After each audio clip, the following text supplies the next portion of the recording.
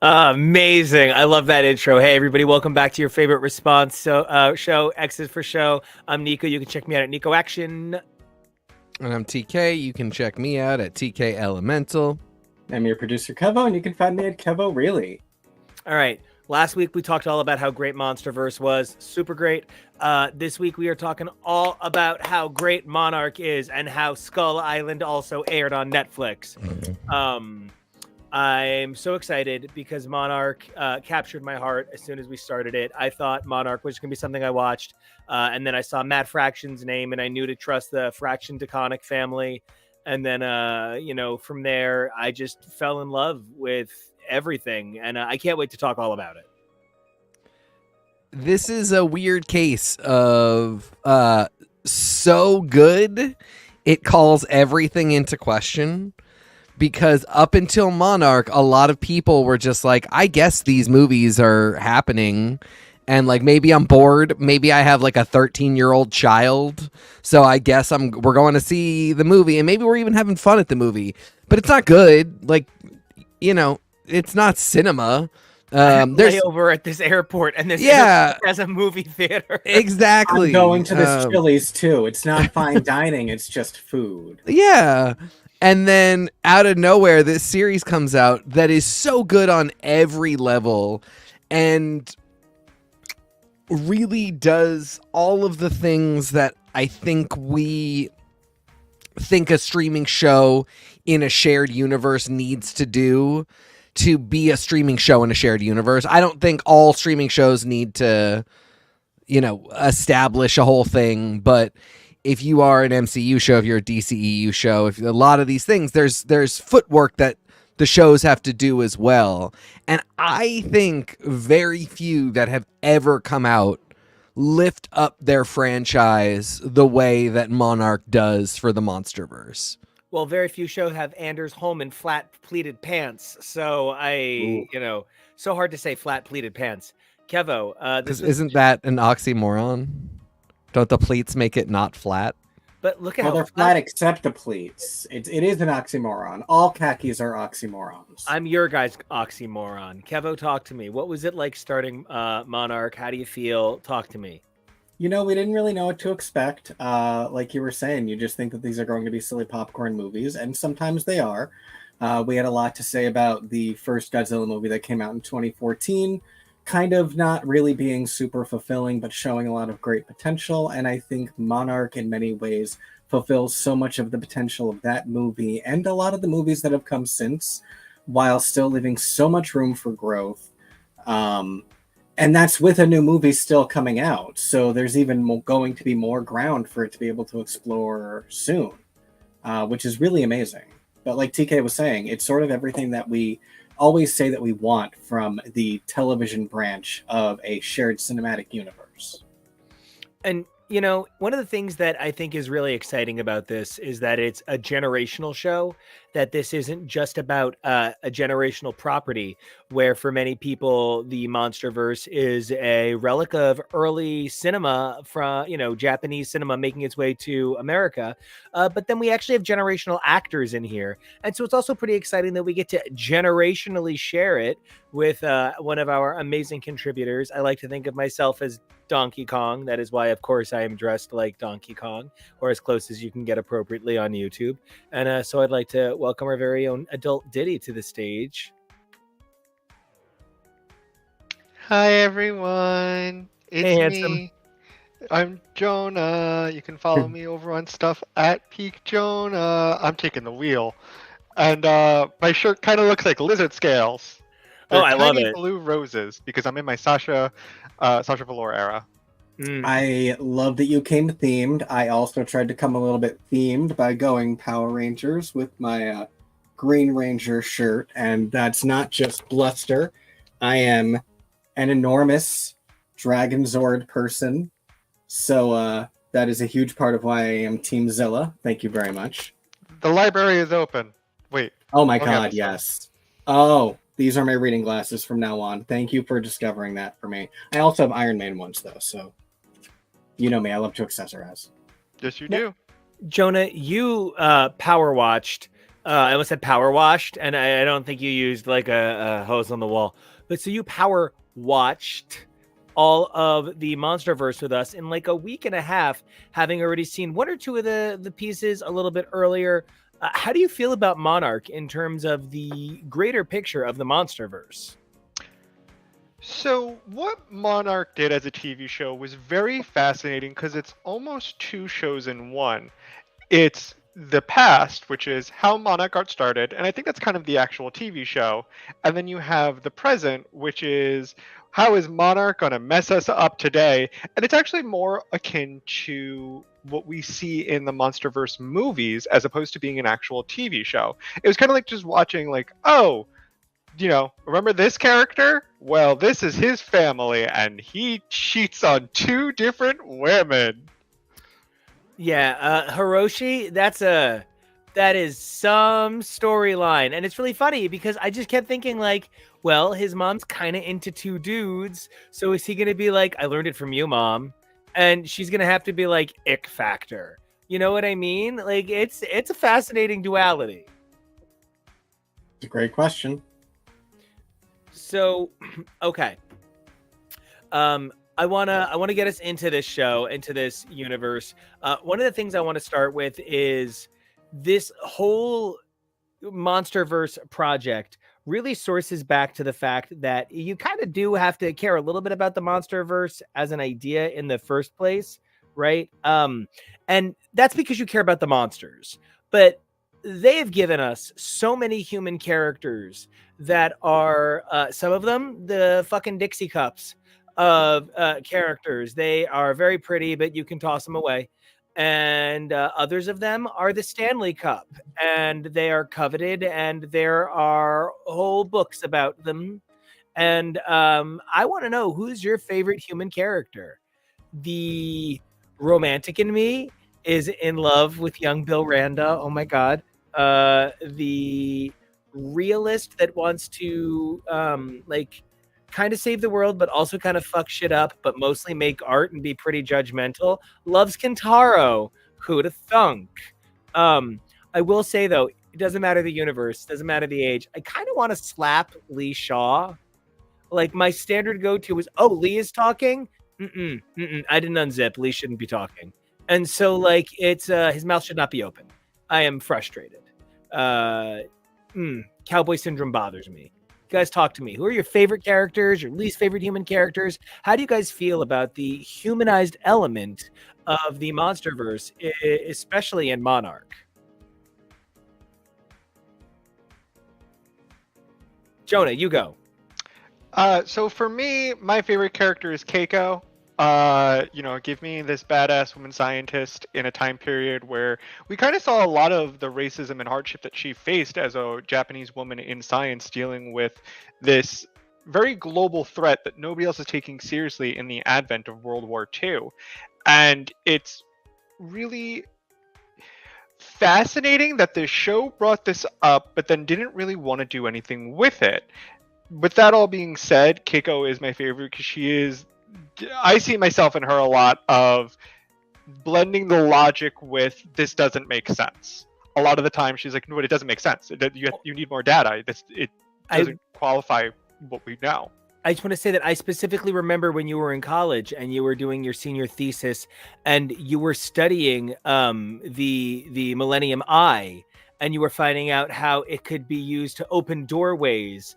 I remember that. The doors I've opened. The doors. God, the glare I just got from TK. I love your answer. I also love Keiko of the OG3. She's probably my favorite.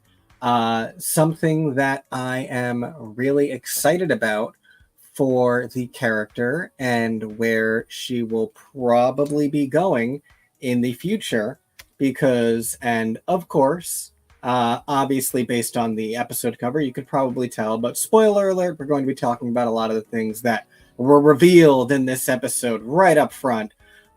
With the fact that it turned out Keiko survived 1959 and is now pulled to 2017. There was a show on USA Network that was really dumb, but I enjoyed a lot, called The 4400, that they tried to reboot on the CW, didn't do as well, which is really unfortunate. But I loved that pulled from time element and seeing characters interact with the world as they're brought forward from a different era. And so I think that'd be something I'm really interested to see for Keiko's story going forward, assuming that we will be getting more, especially with her family, because I think my favorite human character, I just want to give a big dumb vote to the big dummy that is Kentaro. He's so sweet and dumb. Boy. I love everyone, and you know me. I have trouble not voting for every single character. Because but I want to... I know, Kate, May, every single... God, they're already holding hands right there. It's insane. Gay. But almost every single character is amazing. So I want to give it to the sweet, dopey younger brother. He was so sweet in the finale, and I really love the way that he embraced family and this world, and I think he's super adorable. All right, TK, we got to know. Before we get into the lore and explaining these endings, talk to me. Who is your Monsterverse human, or are all of the humans really the monsters all along? It's so funny they don't go that route at all. Veer from Megalomegaly. Charles Dance in the movies, Charles Dance and any woman. Oh, and Samuel L. Jackson. Yep. Basically, if you're a minority, and being old and British is technically minority status. So if you're a minority in the movies, you're on thin ice. You're a minority, or you could have hosted Lyman's Boys. But on the TV, the world is yours. Yeah, so. Truly, and we're all heroes here. We're all just doing our best. And to that end, I want to say Keiko, because Keiko is the best. She's just a bad bitch. How'd she make a bow and arrow? She's just great. She has to do some of the really heavy lifting of storylines that nerds get into. She has a Cyclops and Cable moment.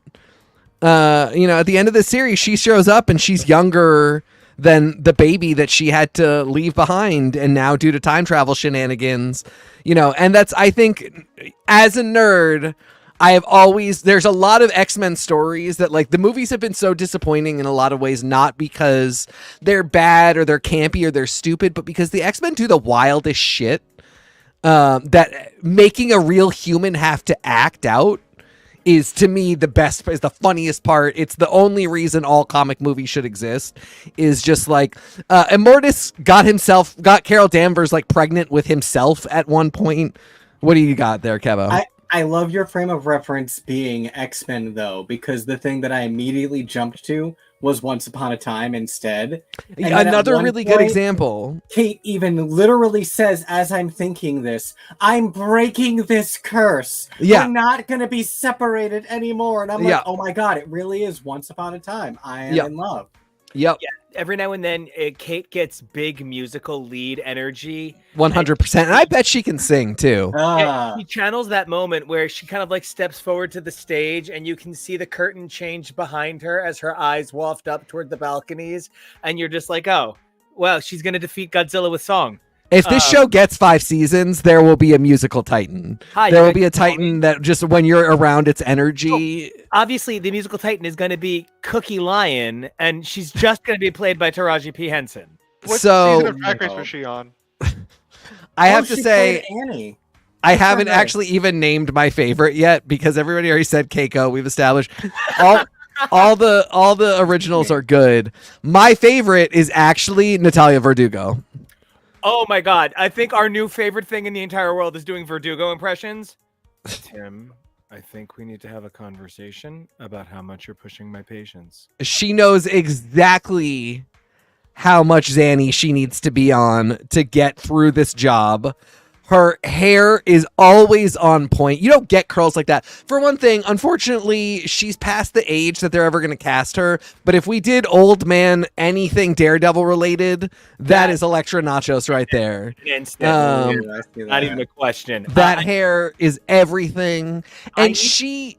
Well, I was supposed to say, I need that much Xanax to get through how incredibly hot Tim is every I mean, you know, Tim and the fact that he is Mrs. Sarah Bareilles. Used to be a fucking buffed out Broadway belter. Oh my God. Yeah, that's Nico's fave right there. Natalia Verdugo, the moment when you realize in like episode 7 or 8 that she is not evil, she's not the banality of evil, she's not large institutions are evil, she's just trying to figure it out. And sometimes that means that she's really harsh and mean and uncaring, but also you're dealing with a building size lizard. So, you know, maybe sometimes you just have to figure out how to get from point A to point B without being emotional. And not get emotional, that's for babies. It's just she's the best reveal of the fact that like this show is not gonna do the trope of like every big organization is ultimately corrupted by its own evil and look how evil everybody is. You get flavors of that, but it's not so monolithic the way the movies are. Anyway, love Natalia Verdugo. It's why one of the best moments early on is when Tim is saying to the Monarch Council, basically, for a bunch of people who signed up to study giant monsters that live in the earth, you all have a lot of difficulty suspending disbelief and taking leaps of faith.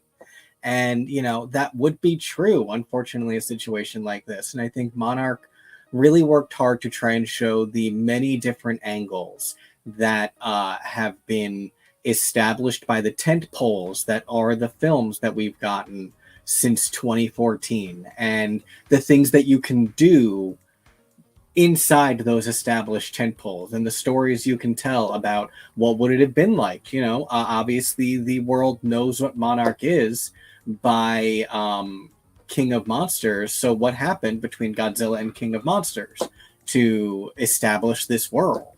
And it's so good that you brought up that moment because that's a really good example of something that's really plausible is the idea that people would push back on the very obvious fact that Titans exist in this world, but then also that somebody would call it out and be like, it's weird that given the fact that you established this council to do this job, you don't want to do it.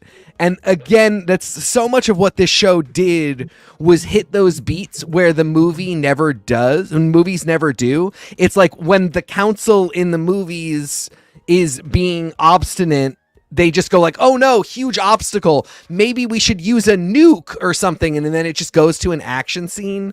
The idea that you have a character that attempts to communicate and then spends multiple episodes further trying to navigate and communicate through bureaucracy is kind of exactly what this franchise needed, because it kept trying to flash you to real people and then not really getting its real people moments correct. It just always had to pave over them with action.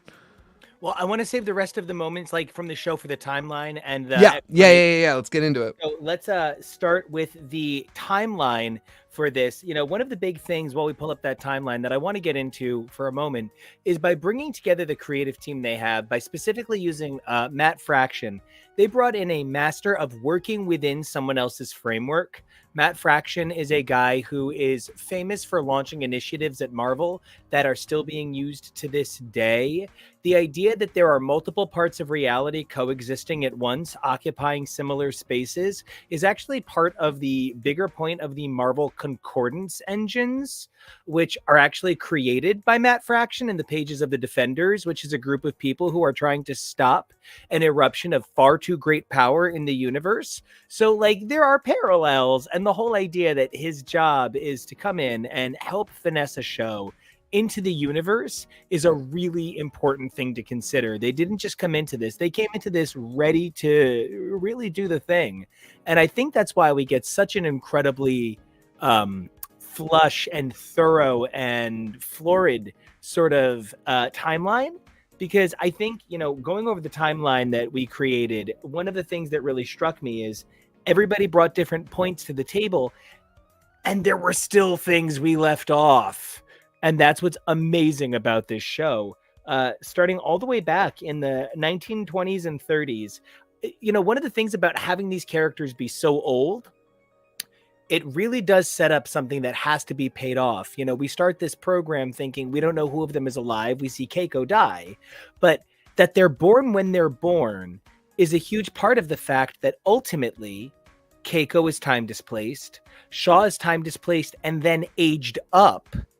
And Randa died. Yeah, we know that Randa dies because you might not, but that comes from Kong Skull Island. So you see that, and you see that it's John Goodman in his 70s in the 70s.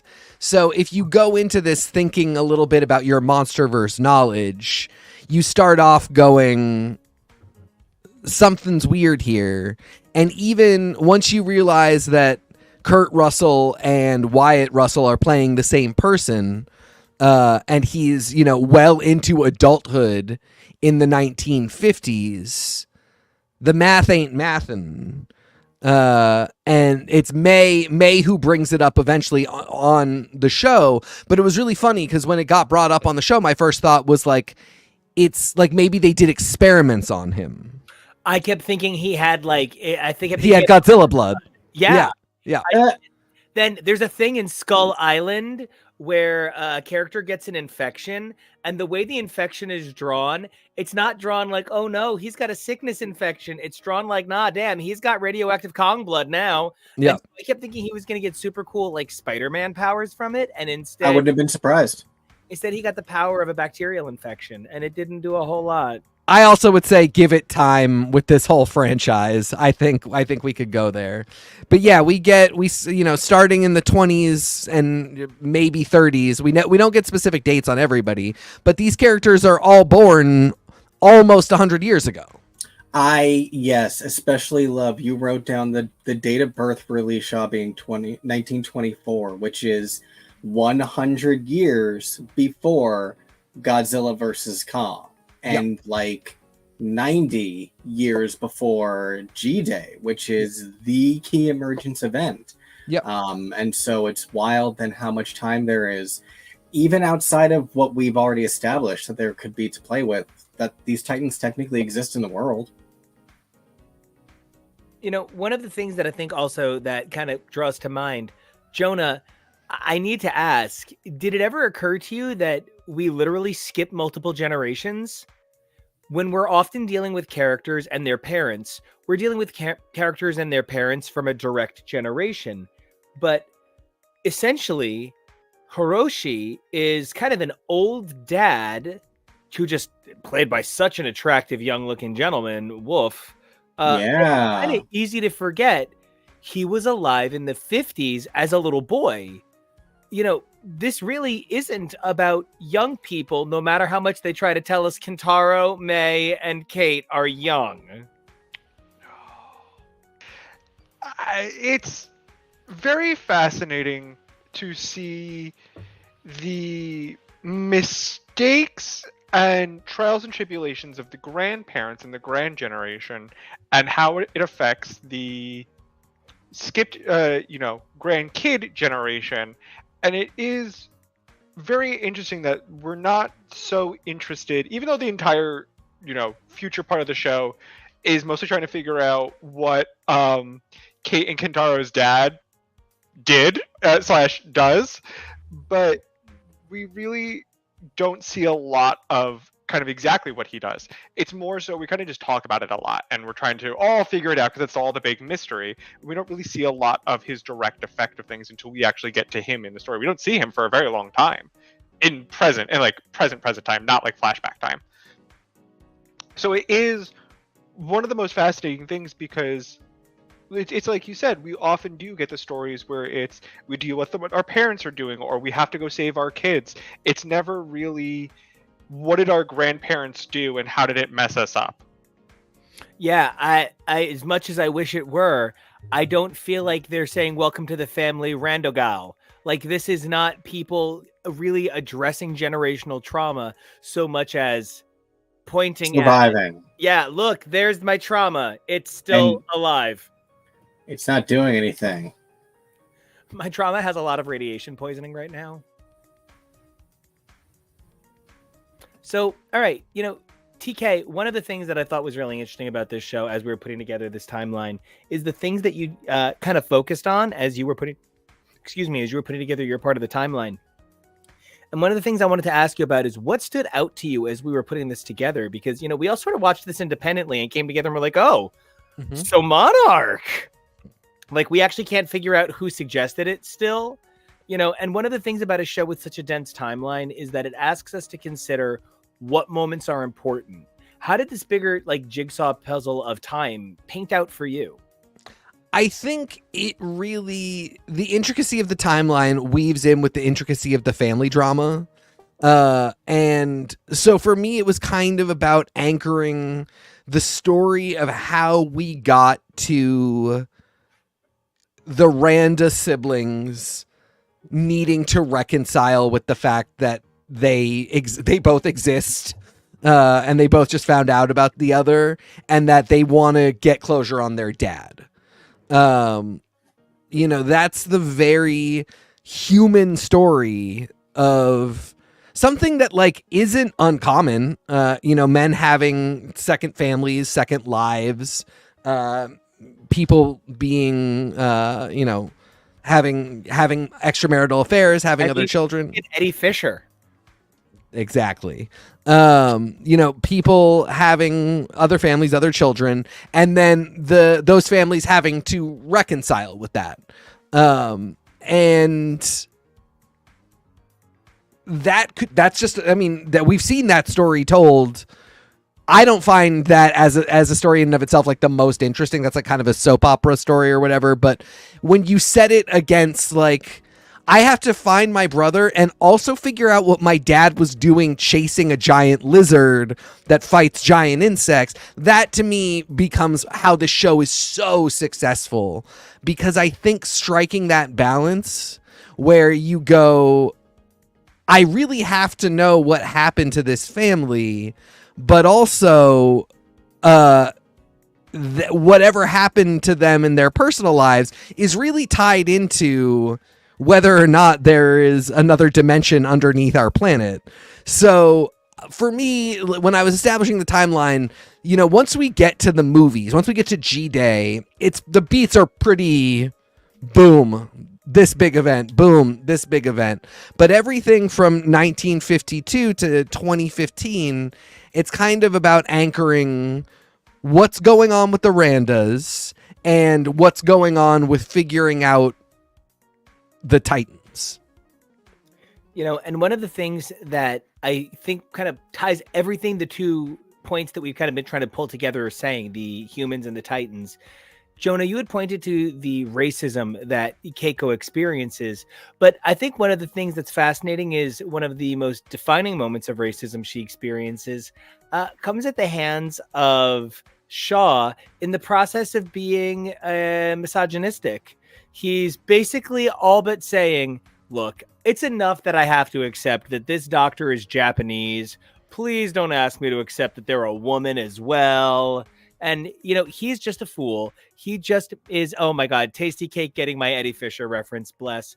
I think one of the things that really stood out to me was this was a story about people being very bad at who they are. Generationally, Shaw's racism, his misogyny predates who we know Shaw to be. And we get moments that flash that. And then we get that as the defining moment of May's story multiple times. I thought it was a very interesting choice that May seemed to always go with, I'll betray people for the greater good because this time it's different. I'm not sure exactly where that's going to wind up, but it was really interesting that in the moments you chose to isolate and, bring together, we can find elements of characterization that perfectly foil our adult group in, I think, really impressive ways. The generational foiling is so fascinating in that in the younger group, of course, it's dominated by 2 white men, but the older group is dominated by women of color. That idea, that switch of identity is such a huge part of what we come to expect with action films when it comes to Monsterverse. And I think, this really is such an unbelievable outline because we see the trajectory of careers. Like we see Shaw go from Golden Boy to Piss Baby to the ultimate reveal on Shaw where he spent a whole lot of time playing Brian Wilson. It actually devalues him as a badass. How do you guys feel about a lot of that in between? The development of these characters, the arcs that we get wholly in the past that we just have to accept our fact. Like, I'm so mad that Bill Randa is dead where Bill Randa is dead. And I keep making these jokes that they're going to find a way to bring him back because they killed a character that was just John Goodman. But then, like, when we watched the opening scene of Monarch and didn't know that John Goodman was from a previous film in depth yet, we thought that was him surviving and that we were going to see him later in the season, the way we see Keiko, which is, of course, part of the interpretation of that trope reveal. But, for me, giving me that Anders Holmes version of Bill Randa, this incredible character, ultimately meets such a Roseanne being written out of Roseanne ending for John Goodman, it just makes me a little bummed out. I, on an emotional level, really do feel what you are saying. I get where you are coming from. If we had watched Kong first, I think we would have had a very different reaction to Anders Holmes' interpretation of Bill Randa. I keep saying that I feel like Monarch is doing so much to buy back a lot of, what the earlier films didn't do enough of to put development and characterization and that sort of emotional emphasis in the early films. So, that's why I love Keiko surviving, and I really also would have loved the idea of Bill Randa surviving, but part of what we are also watching is monster horror movies, and sometimes people don't survive. And sometimes the reality is people just died disappointing deaths. And this was giving him a much wider story beyond what was, ultimately a very disappointing death if we'd watched that movie first either way. But now we care more about that character. And that's great. You can't save every character all the time. I think about a lot of the reactions that I am seeing to the Slayers Buffy audio drama that just came out, which I think is a lovely art piece, but I keep seeing it described in news pieces as giving justice to these characters. What do you mean justice to fictional characters? They're all fictional characters. Justice for Han! Yeah, like that's not really a thing. We can develop this emotional attachment to these characters. And I've got plenty of characters that I have emotional attachment to that I would love better for, but it's also a story. And sometimes sometimes stories are going to break your heart, and you need to be okay with that too. Okay. Yeah, it's just hard. And don't get me wrong. Doesn't not suck. Yeah. The thing about it is, in 2017, they didn't know they were going to make Monarch. I don't even think they knew that they could keep this universe going. No. And they had John Goodman as an eccentric monster hunter who physically is not going to be doing a lot of action stuff no matter what. And let's assume this franchise goes on. Give him Same 3 problem. years, he'll get that Ozempic action hero body. Physically, he's just not. The really unfortunate thing is that he is old in 2017. 7 years later, obviously 7 years older, it gets more and more difficult to do the flashbacks. What is a real loss is the fact that clearly in 1962, when he has lost his wife and then his best friend and monster hunting partner is also lost, we understand that he basically goes insane. And he spends the next 12, 13 years getting increasingly more obsessed in a way that is unhealthy with finding the Titans, that finally puts him in Skull Island, having basically kind of been estranged from his son, abandoning that son, and then dying.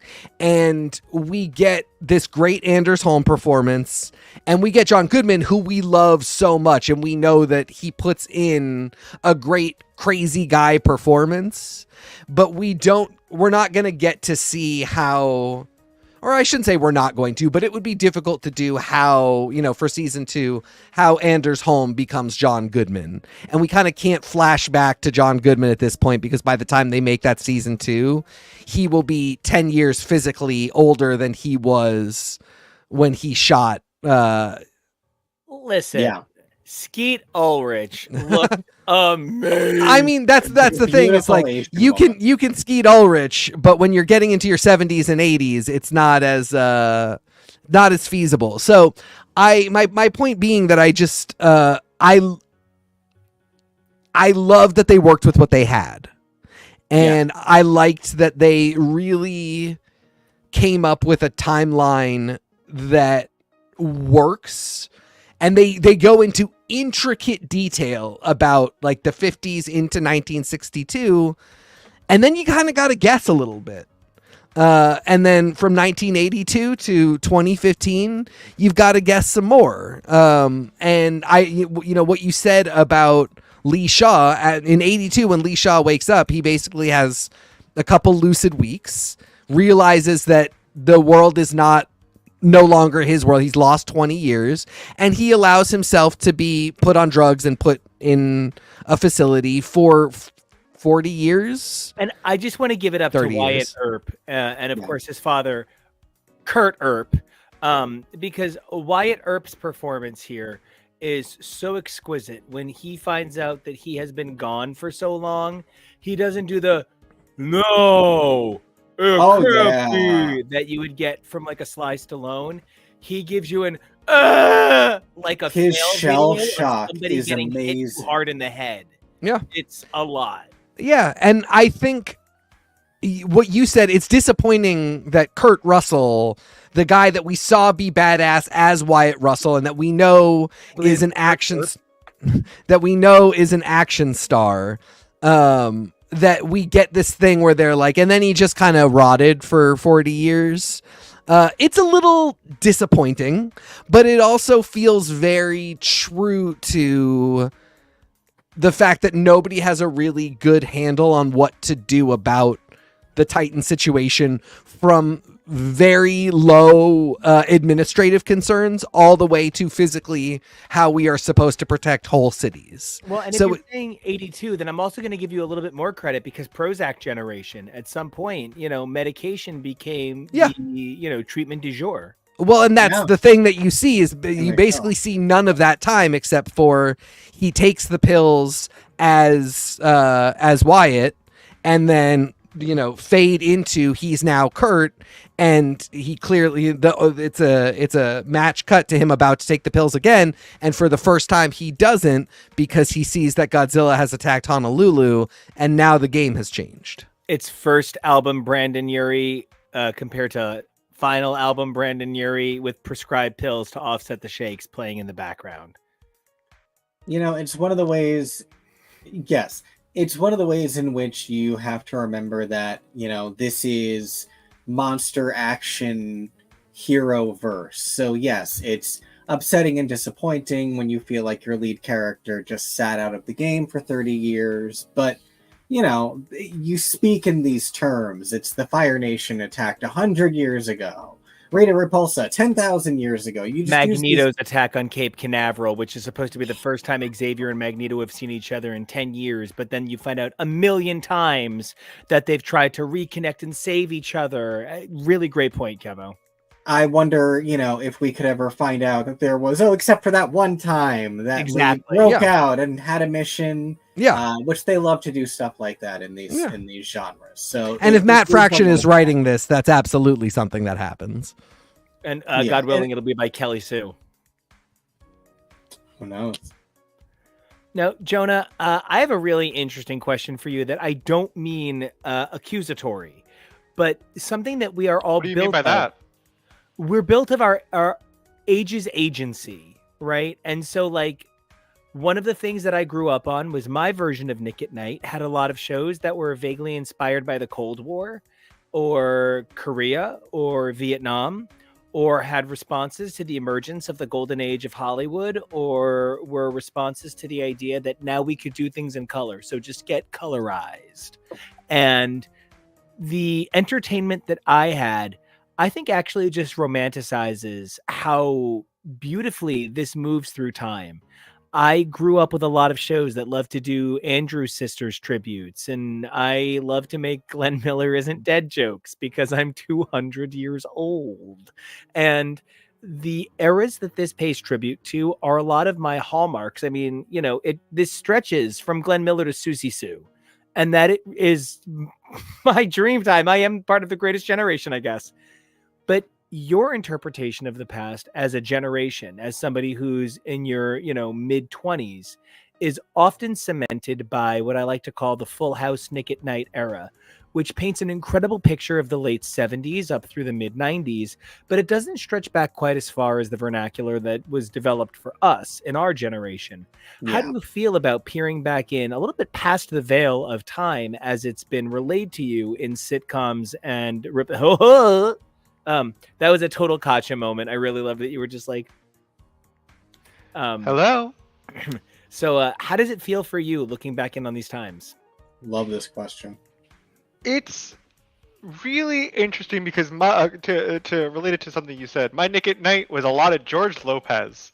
Yes, of course it was. And My Wife and Kids. Did you have My Wife and Kids? One of the My Wife and Kids, George Lopez. A lot of those family sitcoms that really all harbored the exact same formula, because a lot of sitcoms really do, and there's nothing wrong with the formula. But here, a lot of my references for these time periods, especially as we go back further and further, a lot of it is just history class. It's just, this is the important historical events that happened in here. This is American history. This is a little bit of world history, because we don't really do that in America. And it's not a lot of the greater picture as a whole. And it is really nice and refreshing to see the era that the show goes through and is trying to pay homage to and trying to fit in and make sense and incorporate its story. It's really wonderful and refreshing that they're trying to figure out how little history they can and need to change in order to make this show and this larger universe fit.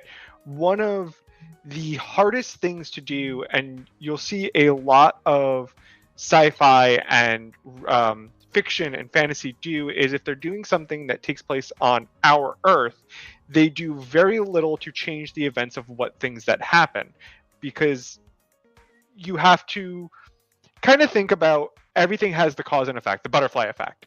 Everything kind of leads from somewhere. You see those dominoes, Gerard Way making songs about 9/11, giving us 50 Shades of Grey. That pipeline is real. And you have to think about how certain things are going to affect other things. You can't just erase certain historical events. And it's why I was so fascinated that the show was talking about things like Pearl Harbor and the racism that the Japanese faced over in America, because pretending like that doesn't exist or saying something like World War II never happens creates so many problems of, okay, if that never happened, the entire world completely changes and you can't just copy and paste our world there.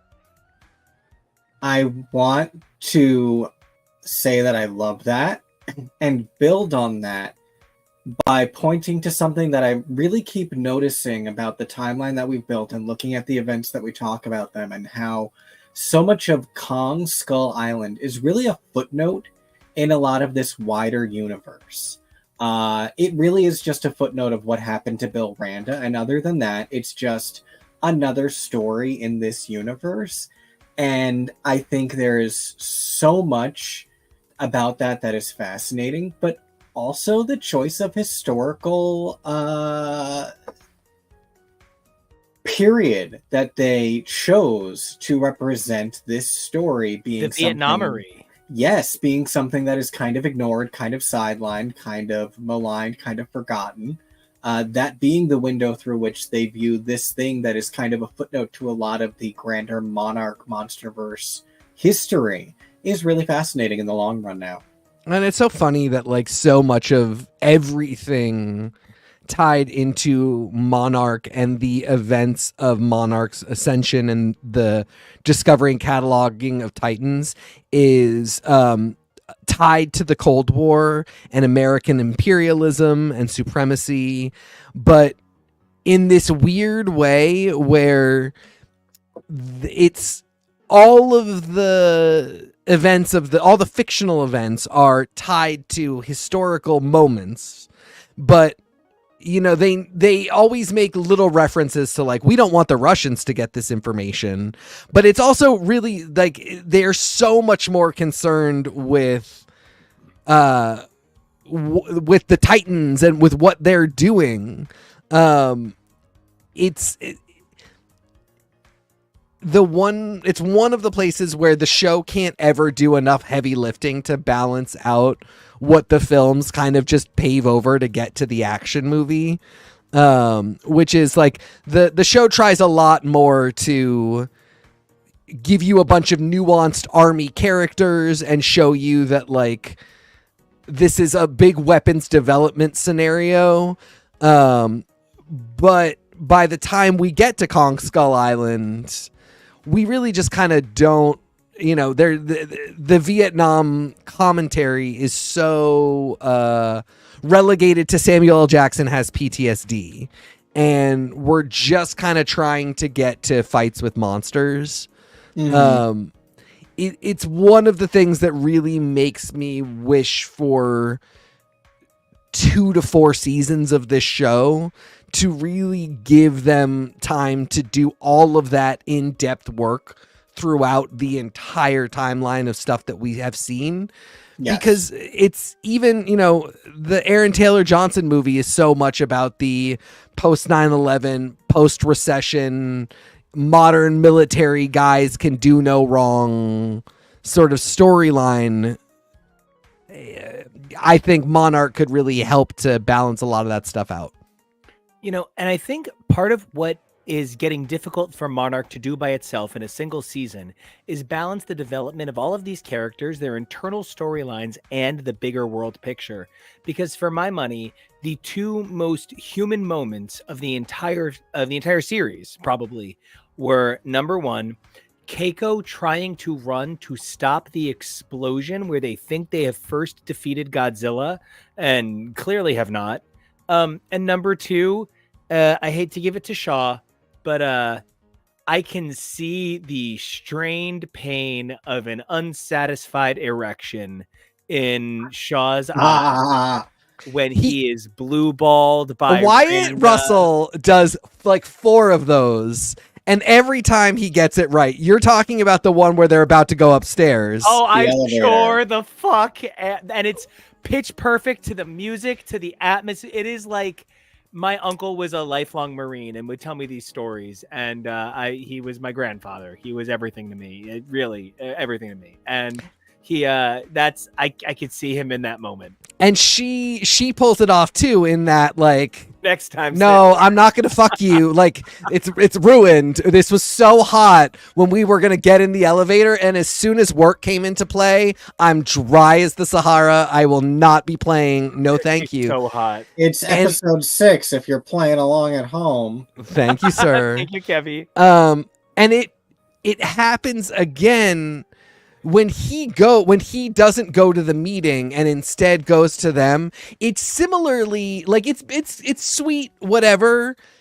That's a bad idea. And even though she responds to it, it is a very human moment. To me, it was not. I thought this was intentional. It was not romantic. It was, these people are really flawed, and that's gonna fuck up our ability to not get trampled by monsters, which is generational because her son is then equally flawed, and I think equally is trying so hard to balance his two lives that he's not the best Godzilla hunter he could be, and that's the whole point of everything.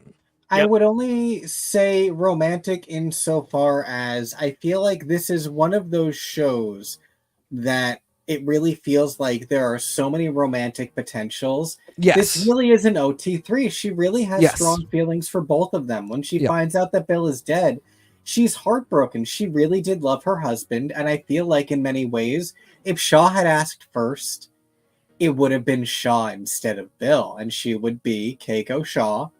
And it's not Hiroshi's father in the first place. They were both his uncles in a lot of ways.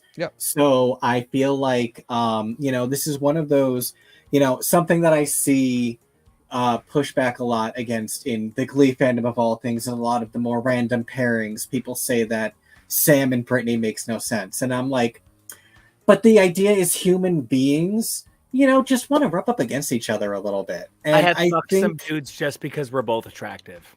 How randomly quickly Kate and May fell in love with each other over the course of like a week is also hugely representative of this idea that, human beings are human beings, and you're just looking for love. Taro. It's a 3-generation thing too, because the original pair, Keiko, Bill, and Shaw, are clearly supposed to be the three of them together. That's just how it is.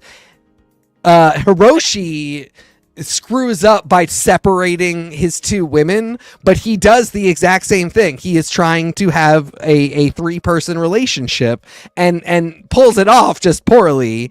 And then 3rd generation, Kate, May, and Kentaro have a thing that is I don't think it's incestuous, but May is good. May is in love with both of them for sure, and has a relationship with both of them. I think it's a really funny feature of this show that it is 3 generations of the power of 3 being unable to love anybody but each other. And now I want Kentaro with Tim now, so that'll work out just fine. And I actually completely agree with that. I think that would be the hottest fucking. Everyone will be happy, and that's fine. Well, and I think that would be such a gag of like, something I don't think we see enough of is in a world where you find out that there's a giant lizard, and when he shows up, that means a portal to the extraplanar dimension inside the Earth has also opened up. How could you not be like, it's not weird to kiss a man? Like, there's so many other things that are weird in this world. Being attracted to a man just doesn't really compare. It shouldn't. On that topic, like, I feel like you can literally see where 1950s Bill Randa would just one morning be doing naked jumping jacks in front of Shaw, and Shaw would be like, "What are you doing?" And Randa's like, "Just doing my thing. No different. We're both men. Calm down." If it was on a boat, you wouldn't think it's weird. And I feel like that's the sort of energy that Tim wants to bring, and Kentaro just kind of has to be like, "Okay, Tim, we're not on a boat, though. This is the middle of a Denny's." But hold on, we missed their 2 years becoming partners, and that is, again, the show loves a time jump that it can go back to. And I think you're right. I mean, and I don't think they would ever play it this way also because both guys just have very heterosexual energy. But the most amazing thing would be, even if it wasn't like super sexual or like just a very clear boyfriend's relationship, if the two of them in the 2 years that they spent trying to get Kate and May back really came to like love each other. It's like Lenny and Squiggy'd up. Yeah.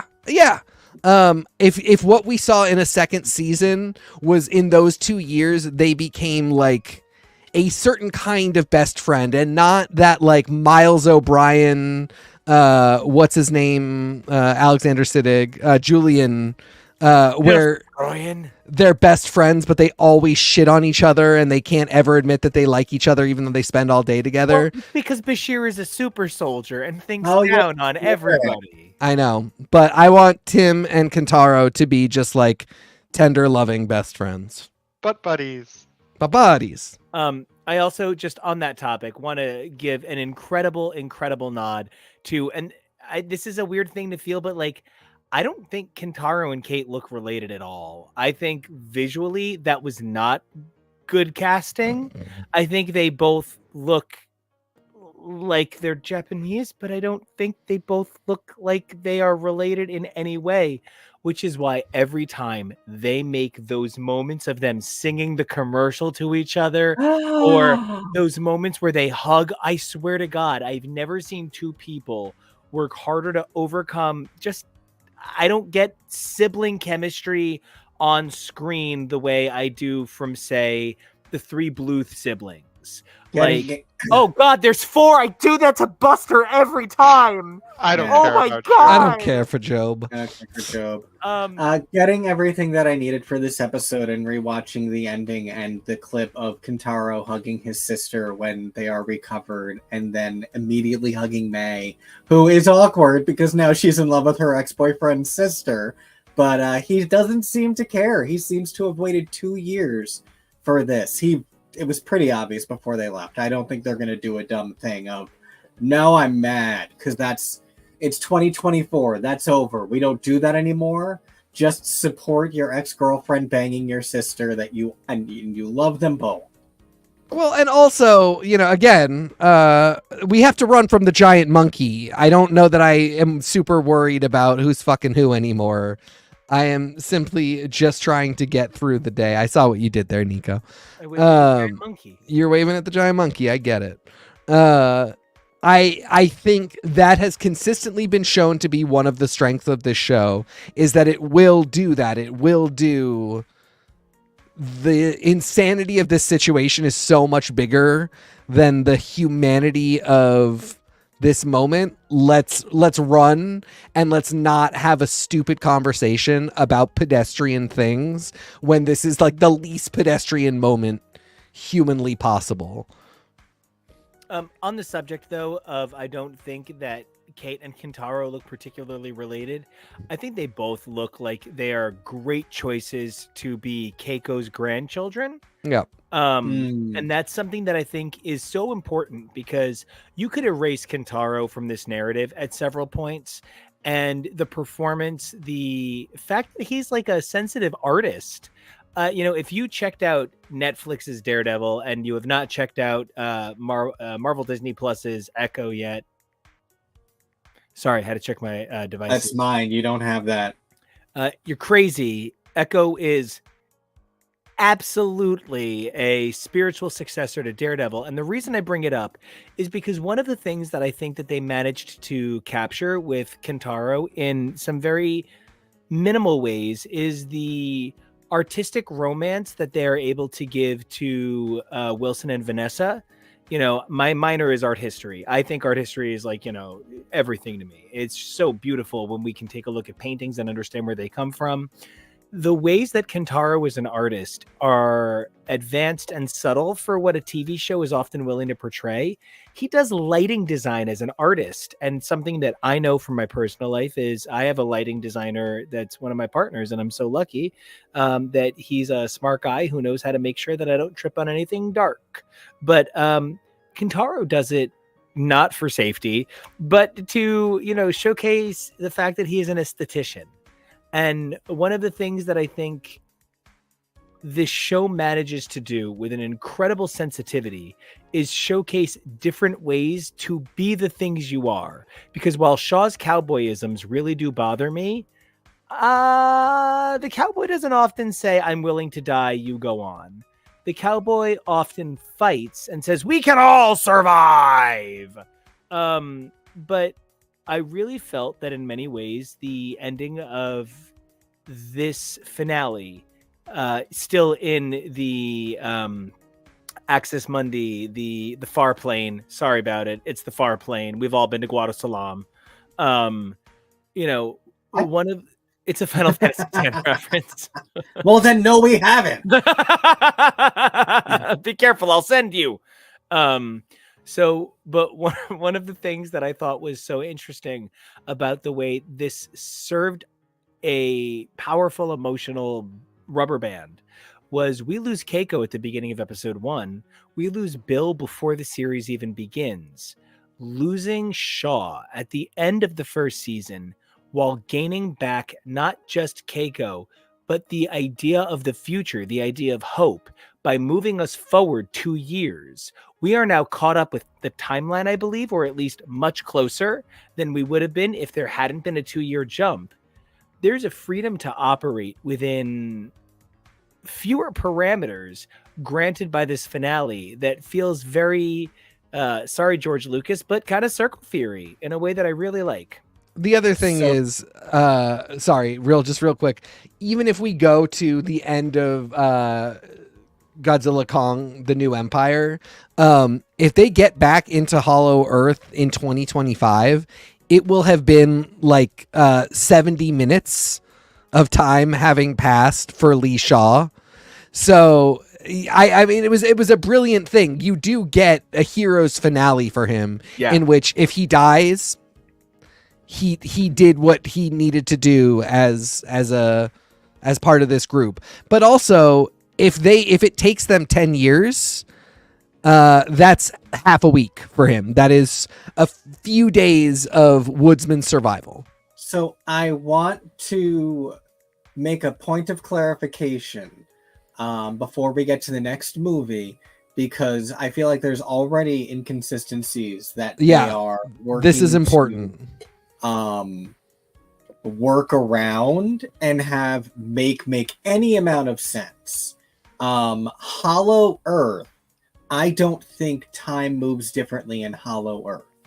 I think it's mostly the same, and that's probably what we are going to see from the movies, because that would be really, because we already saw in Godzilla versus Kong, they spend a little bit of time in Hollow Earth, not a ton, but enough that more time should have passed in the movie.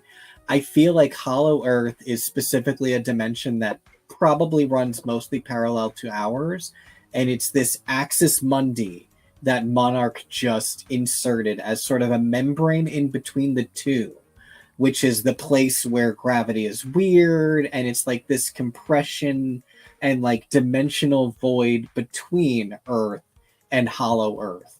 I guess we sort of like see them pass through it in Godzilla versus Kong, but it's not something that they really address.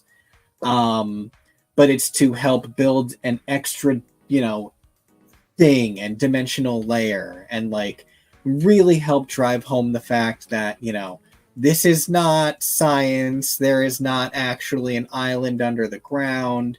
We see in the finale that they basically go through like a portal and like an energy tunnel. It's all a lot of like dimensional weird crap. But I feel like the Axis Mundi is our quantum realm in a lot of ways, and Hollow Earth is an actual dimension.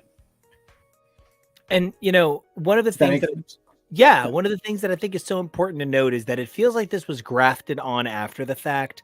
When somebody said Hollow Earth, I think they meant it like fun, not thinking about like pseudoscience and the ways in which pseudoscience can quickly become false science. And, first of all, whenever I hear Axis Mundi, all I can hear is Alex Chilton by The Replacement. once. Like it just Titans by the million every And single see, time. my brain for some reason goes to Solomon Grundy. I don't know why. Axis Mundi, Trapped on a Mundi, came out several hundred Mundis later. I think the thing about the portals that it asks us to consider is, TK, you had mentioned to us several weeks ago that there is Godzilla -1, which I just want to say, Godzilla -1, congratulations. This past weekend, you became the 5th most successful non-US film in the US domestic box office in the year 2023. Just really killing it worldwide and even making big money in America. That's incredible. As I did some research into Godzilla -1, I was fascinated to find out how much it's like heaven and angels and like a literal Satan version of Godzilla versus a literal angel version of Godzilla versus an angel robot version of Godzilla. And it really does push beyond just, big fucking monster. And it goes into like Mirrodin, and it almost winds up magic. And seeing these films want to make it seem like something to celebrate really feels like Monarch trying to reclaim what could have been a disaster. Yeah, I think that's true. And I think it kind of was a little bit of a disaster in that, also, Kevo, the way you explained it when we were working on the show earlier, which I think is really brilliant and I think people should hear about, is the Hollow Earth is like the TARDIS. So the hole that you're going into is what you're getting is a whole other set of dimensions or whatever it is that are contained in the Earth. It is not as though our Earth that we know has all of this space and naturally occurring light under the Earth. It is that under the ground there is a portal through which a much larger space is contained, just as when you walk through the doors of the TARDIS you go into something that is bigger than the space that contains it. Just like you walk through the door and you say, "Hey, big spender." This exactly exists inside our Earth the same way that Wonderland exists inside the Earth. Like that's literally there's probably some back canon spin-off behind the scenes thing that says like Wonderland was based on this concept. Yep. Ali Galactic, we are, by referring to the TARDIS, referring to the thing that Doctor Who travels. Doctor Who is a big blue box. He's got a little foam box and just it's bigger on the inside. It's very, I have no idea how there is not a brand of poppers called TARDIS blue box, but it's a different conversation for a different day. Yes, so I think Hollow Earth was a disaster when they started saying it. And they really just kind of, I didn't like how they used the concept in Godzilla versus Kong. It just really, they wanted to have a third location to go to, but they just didn't want to do any of the work. And I mean, you're not wrong. So, it just winds up being kind of it would be as though they said flat Earth, which is something we've talked about. It doesn't sound good. So Monarch steps in and does, Matt Fraction does the comic book thing. He retcons and adds a layer that in some ways makes this even messier, because now we're sitting here trying to explain how there is Earth, Axis Mundi, which somehow you go to initially, but then somehow in all of the movies they have skipped to go directly to these other dimensions. I feel like that's probably why Alexander Skarsgård's brother died. Right. For Godzilla versus Kong. So that's a place where we could meet his brother through this someday, maybe. Bill Skarsgård? Yes, that's the brother. Peter's the dad. Stellan's the dad? Stellan's the dad. Yeah. Stellan's the handsome one. Yes, Peter Skarsgård is not one of their brothers. It's a different actor entirely. Okay. Yeah, Bill, and then I think two of them have very Scandinavian names. It's a big family. Gustav and Walter. That's who it is. Thank you. Don't get me And- started on the Farmigas. I seriously, every time I go to the Olive Garden, I just think I'm going to get a copy of The Conjuring when I try to order. I really think it would be hilarious if they did a season of Monarch with Taissa Farmiga playing Vera Farmiga's character becoming radicalized. Jesus Christ! Oh my God! She has played her before. I found that out while anyway. You know what I think would be really brave if What? Laurie Metcalf's daughter played a young. I almost said Mrs. Maisel, Mrs. Loomis. I think that is brilliant. Doing another season, this retcon season of Scream. So anyway, I love what they did to make the extra dimensional aspect of the Monsterverse more complicated, more what? Do you know what else I was comparing it to, actually? Of What? all goddamn things, which What? I love more than life? The Super Mario Brothers movie. There's this special dinosaur dimension. Yeah, that yeah, exists exactly. inside our planet. Yep. But like it's magic. It's not... Yeah, it does. You do kind of need that explanation because there are people, there is stupid mix of mythology and people who believe that mythology is real, that there is actually, you just walk down far enough and you get to a whole livable area, thousands of feet below the earth.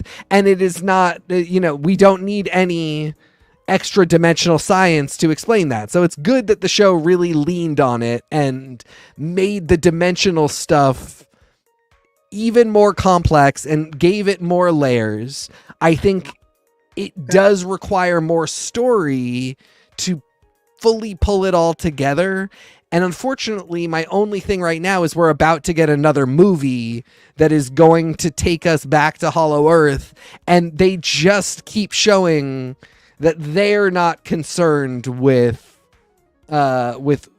doing these ideas justice. So I'm concerned. Yeah. Yeah, exactly. And maybe Monarch being so successful will kind of get everybody involved to start rethinking the direction for this stuff.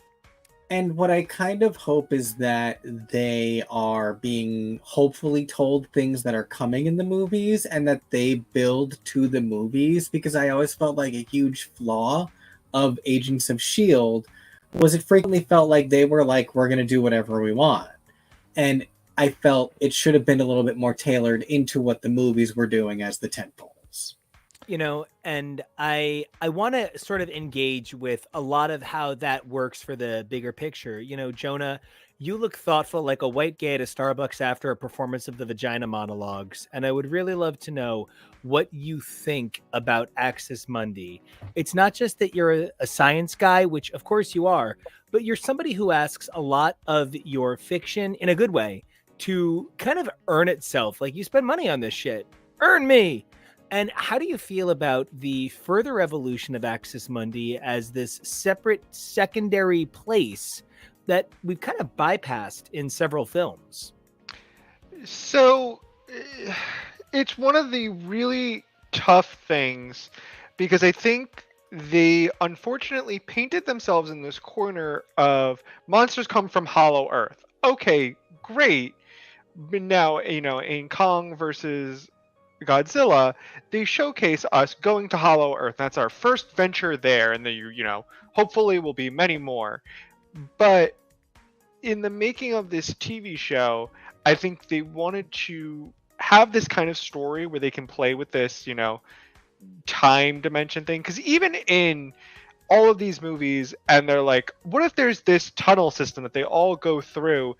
They never really want to explain more than that. They ask a lot of suspension of disbelief. And granted, in sci-fi, I'm trying to give a lot of credence and credit to this is made up science. None of this is real. It's a set. The giant monsters. Yeah, you it's have a to giant take monster it for what bro. it is. It's a giant man in a suit. It's CGI. The first I got a little room. sci-fi there. It's Sorry a about that. tennis ball. Elaine. Where was I going with this? Oh, they're asking for there's already going to be giving a lot more suspension of disbelief when it comes to this sort of pseudoscience of this is the science of this world, and that's fine. We're all on board for that. They didn't. I think they wanted to be like, oh, we kind of need to explain a little bit more how they're actually able to travel as far and as fast as they are, because it doesn't really make sense. They essentially just do limbo. I'm surprised we didn't see Belasco or Ileana or Madeline Pryor down there, because they can go through space and time in a way that's a little weird. No. But I don't know exactly how to feel about Axis Mundi, in that it's asking for a lot. Okay, so we have 2 different dimensions that are inside Earth. Gets bigger on the inside, thanks to ants, I guess. It's, I think, a little too much in a way of they wanted to do this story, and as we were talking about earlier, the consequences of actions, I don't think they thought about the consequences of doing something like this in this universe. It's a lot. There's a lot going on here, and I think if they tried to play more with Hollow Earth, or maybe tried to not do as much timey-wimey, Jeremy Bearimy kind of stuff, I think it would have suited them just a little bit better. I applaud them for trying to give a better explanation to the way that monsters are able to move through Earth. It's still a little wishy-washy and still weird, and now that we're involving humans in it, that time passes differently. Yikes.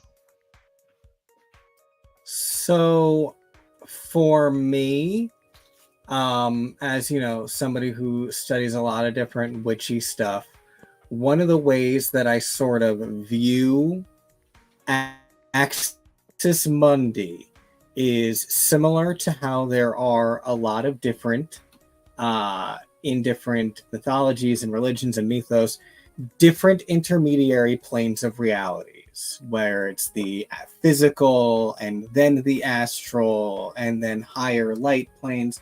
There's these intermediary transitional planes that you sort of pass through to be able to get from one to another.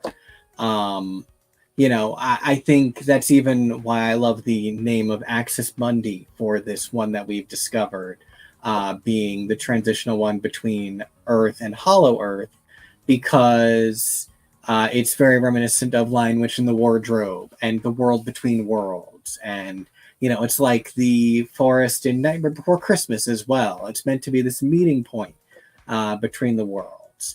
I really wonder how much they are going to continue to develop that, if that is sort of what the concept is, and what there could potentially be as a plan for that. Is Hollow Earth the only other dimension that exists? Or is it just Axis Mundi is the world that we need to pass through to get there?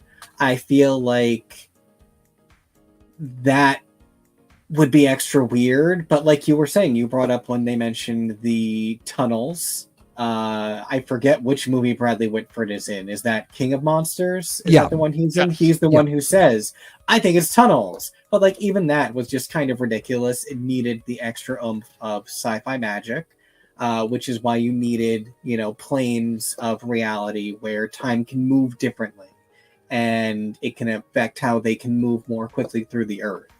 I also, and not to, if anyone wants to respond to that as well, but I also then wonder how we feel about this introduction of sort of spirit portals in specific that are specific, doorways that are extra sensitive for traveling between these planes, and that Titan being Hellmouth. Yeah, kind I of mean, Titan Hellmouths. the thing I like about it is the storytelling potential, to do Monarch Expeditionaries, a show, or like Apex Expeditionaries, a show about, people trying to use the portals to get to Hollow Earth or whatever else is out there for the purpose of like finding more space to put factories, to put like places for people to live. I think that has a ton of interesting storytelling potential, and is another place where you get into like, what is the human component of being one of the first people to like spend a few years genuinely living in a colony on Hollow Earth. What Yeah. is, so I think there's a lot of storytelling potential here, and I think the more we expand outward and into the other like facets of this container, and don't just go up the facet of what monsters can we do and what monster fights can we think of, because that's it's so good, but it's really obvious, and it's really limiting. So rather than just keep making, okay, but now we have to make a lighter colored monkey, and then Godzilla will be a little bit pink, and then the pink Godzilla will fight the lighter colored monkey. And then Caesar will come in, and he'll be in charge of all the monkeys. I mean, now, what if they just went all the way through Hollow Earth until they wound up at the Planet of the Apes? Sure. What if we kissed inside Hollow Earth? What if we do a play where we're rug salesmen? And we sell rugs to King Kong. And speaking of monsters, we got some good new ones in this show. Yeah. No, you're too reserved already. If you're not hyping these monsters, No, I actually then allow me to take over. I have one very short thought on them. Okay. They're a really brilliant result of the fact that we can do so much more with CGI than Yes. we're going to get a very specific style of monster going forward. When I think about Final Fantasy monsters, early versions of monsters are just sort of like Beezor, Hog Pig.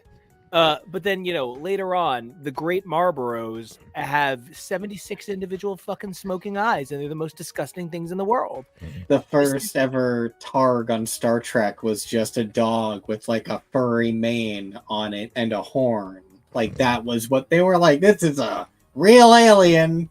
Nope. Exactly. I think these are really beautiful representations of just how far we've come with our ability to render moving art. It's truly stunning. I think the only thing that looks this good in CGI on this show is, in fact, Kurt Russell. And God bless them for not spending that budget on de-aging Kurt Russell and just instead finding other Russell genes to work it out. Time, Alley Galactic. It does also remind me of the boss in Dark Souls. Yeah, there is a lot of Dark Souls in this. I loved that we got original monsters. And I also really loved that they were pretty sparing with how they used them. We could go whole episodes with just shots of Godzilla, or nothing at all. And then, you would get a piece of the Frostvark, a brief shot of the Endopede, but this really was not it. The mission statement was to distinguish itself from the movies and to not do what the movies do. Even the final fight that we get between Godzilla and the Ion Dragon in Axis Mundi is a 5-minute slice of a really long episode. It is not it's not the buildup of 9 episodes to take us to the 10th episode that is basically nothing but the fight and just a little bit of human cut in. I was so impressed with the mix of creative monster design and then how willing they were to be sparing with it. It was never so little that you thought to yourself, like, I watched this whole show and I didn't get any monsters. But it was never so much that you thought, well, why didn't they just make another movie then? Yes. Jonah, how did you feel about the additional monsters? Are you, you're a D&D guy. You're a game guy. This idea of customization of creature outside of the realm of just simply, variations on human is part of the trade of what you enjoy. How do you feel about these additional? Oh, it's just you and me. How sexy. How do you feel about all Oh. these? All right, hey. How do you feel about these additional monsters other than you and me? And we are monsters in our own right. I really did kind of enjoy these monsters. Listen, my taste is I like big monsters, big monster fight. Give me big monster. I would love a big monster every episode. Give me monster of the week, baby. He does. But it is. I have to recognize for a show, it's not as compelling when they're trying to weave in narrative as well as story in a larger universe. We can't really be focusing on a new monster every week. Unfortunately, that might be a little too much. What I also found fascinating about these monsters is they were playing a lot more with these kind of special abilities and making them seem interesting and Yes. different than a lot of what we see, because a lot of monsters from the Godzilla verse, often they do the same thing, which is they are these big reptilian things or these big insectoid things, and they might have a horn and they have plates and they'll have a beam, whether it's this nuclear beam that Godzilla has or like a photon beam. But they or- mostly just jump around and they don't do much except the one beam. Absolutely. And what's so fascinating is from the universe, one of the more fascinating monsters is King Ghidorah, but King Ghidorah is an alien and not really a monster. And he shoots all lightning. I like in the Frostbark episode where they're like, "Oh, this thing is like psychically messing with us and we're being confused and we can't leave." It's fascinating that they were willing to play not only with monster design and the type of monsters that we see, but the abilities of these things that they can do in the level of threat they are to humanity. Yes. Now, TK, you were excited about these monsters. You were the guy who was like, monsters. So, Well, I knew they were going to make original ones. talk to me about your monstars. Are you like Ion Dragon for number 1, or are you like best new artist Frostvark? Best new artist Frostvark, for sure. With a really solid honorable mention to the boar. Bramble boar, thank you. Yes, Uh, baby. I do love Brambleboar. Very Miyazaki. Very Princess Mononoke. But the Frostvark is really where I started to see that they were gonna do their own kind of attention to detail thing. Where you get this Arctic star-nosed mole that has frost powers. And it just really, because for a lot of what we have seen, we're getting pre-established monsters. We want to see what Mothra looks like. We want to see what King Ghidorah looks like. But Monarch is where I really started paying attention to, like, what's the environment like? We see the endoswarms where, like, we know we're getting a very bug-like. We're about to see a lot of eggs in the mix. But the striking moment of this thing bursting out of the snow really showed me that, like, they were having some fun with character design, but again, really committed to keeping it limited. A small boutique run of monsters that you could really appreciate for the limited screen time that they were by necessity going to have.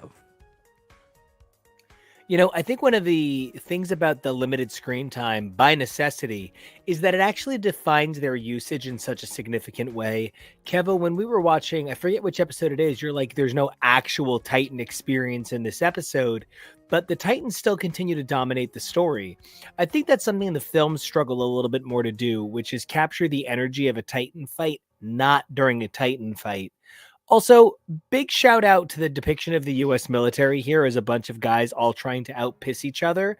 While they are not all depicted in negative ways, there's a lot of pissing here. The major or general, I forget which role he has.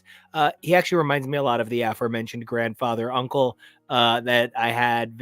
Nope, I don't want to, no bullshit. Let's just get through this. And I really appreciated a lot of the portrayals here of people in very real ways.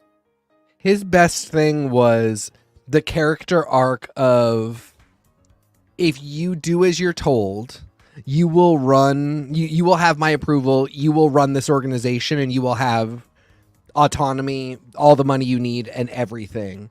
And then when Shaw does not do as he is told, he falls entirely out of favor. And the guy never is like, I'm the man and you didn't listen to me. Why didn't you pay your respect?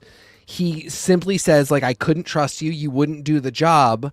And no, I'm not going back on this. And you kind of just are left with this bad taste in your mouth until he tells Bill Randa, don't keep doing this. That kid has lost his mother and his uncle. Do not leave him fatherless. And you get that it was never personal for the general. It was never about his ego. Yep. He made bad decisions. They should not have fed Godzilla a nuclear bomb. But it was never for him about being Samuel L. Jackson, mindlessly fucked up. He was making the best calls that he could. And like Natalia Verdugo, he wasn't really feeling bad about them, and he wasn't second guessing, and he wasn't giving people special treatment. But he was a human person. He was a not bad guy. Yeah. And, it's in the talk a little bit about some of the elements of the explanation and theories. If no one has anything further on the sort of timeline and what happened, the only other thing I do want to say is, if I could have maybe passed on one thing, it's Keiko being like, please don't get me wrong. She shows up. She's Banfist Everdeen. She's got the bow and arrow. She's everything. But when she's like, no, I'm going to stay because 57 days here and I'm throwing away my life. Okay, I want you to switch this around. If this was how Keiko got her groove back and she wound up at a sandals resort for 57 days and was like, no, this is life now, we would not be chill with it. And obviously, I am making a gross exaggeration for the sake of using Shaka Khan's Ain't Nobody in the trailer. But it's genuinely one of the ways in which I can't help but compare this to something like Once Upon a Time, or like I loved comparing it to Quantum Mania and the MCU, where it's this very cartoony comic book storytelling of, I'm grumpy, so I'm just going to stay down here in this hellscape because going back seems a little bit intimidating. But I will say, I think this show does a pretty good job of establishing that it's everybody not handling the news very well. Any news ever. Yeah. Shaw really does not, Shaw passes out when he hears that he's been gone for 20 years, and then he just lets himself be drugged. So the idea that Keiko, upon hearing that decades have passed, that her husband is dead, that she doesn't get to raise her son, that her first response is to be like, I quit, kind of actually to me does make sense. I would not like it if they were like, well, we can't force you to come home, so stay. Bye. But that we actually do get the line that you mentioned, Kevo, where Kate just goes, no, I reject this. The curse is broken, which is both campy because this is a very science fiction show, and so it like almost is a curse, but also it's that same thing of Tim saying like, man, it's funny, you guys are supposed to be the monster hunting crew and you're very dubious about the fact that there are monsters. Kate injecting some reality and going, you're not staying here, you are coming home with us, really does break the spell of any kind of silliness. So I definitely get what you're saying, but I felt like the moment made sense in that this is in large part a show about people not taking any news very well. Yeah, it wasn't overly drawn out or anything. I appreciate. We didn't do a 2-episode. They got to get her. Yes, that's one of the things that I the most appreciate about compressed storytelling these days. While I am devastated that we're getting 8 episodes this season of Doctor Who instead of 13, we won't hopefully get anything too maudlin or dropped out. And by only having 10 episodes, we didn't have a 3-episode arc of Keiko running away because she was upset and then having to be drawn back, and then but does she actually go with? No, it's all one episode. Okay, but Right. I mean, modern Russell T Davies just can't wait to do an episode where the Doctor slowly watches people pass away from the AIDS crisis. So, It's true. He absolutely cannot wait. I also want to say, like, there is a moment around like episode 7 where you aren't 100% certain that Shaw has not gone off the edge and hasn't turned kind of villainous. And to your point, that is a really good story beat, and it does keep the tension up for an episode and a half, maybe 2 episodes, but that's actually not that long, and they really don't belabor the point, and they don't make it any kind of mystery, and as soon as everybody gets together again, they drop it, and there is no doubt that he is not the villain, but it's when they're apart and not talking that becomes a possibility. Yet another place where this show just plays very well with both its serial nature and the fact that they don't have a ton of episodes. Because in 90s Trek era of television, that would have been at least 12 episodes of a Right. villain, and Right. it would have been exhausting, and no thanks. all right. I want to talk a little bit about that ending. There are very few hairy chests I love the way that I love Jonah's, but if there's going to be one, there's going to be and not that TK's chest hair isn't majestic, but TK doesn't identify as a monkey, and King Kong's appearance at the end of this was, look, when Keiko showed up, I was like, oh, okay, Keiko's here. Fine. This was one of those storytelling cyclical moments that needed to come true in order to make this feel like it had a beginning and an end. This Kong reveal was maybe even a little questionable. Now, I found the introduction of Apex into this show brilliant. By having May have been connected to Apex the entire time, you really did a beautiful job making us feel like we never realized, but the danger was always around our characters, even when they weren't facing the Titans. However, placing this in time where they do, and physically or geographically where they do, it actually does make me kind of question some stuff that maybe I've already seen. Jonah, as our resident, Diddy Kong, how did you feel? Was this a Donkey Konga moment for you, or was this a cut character from I Don't Have Anything, Just Save Me? So for me, it was.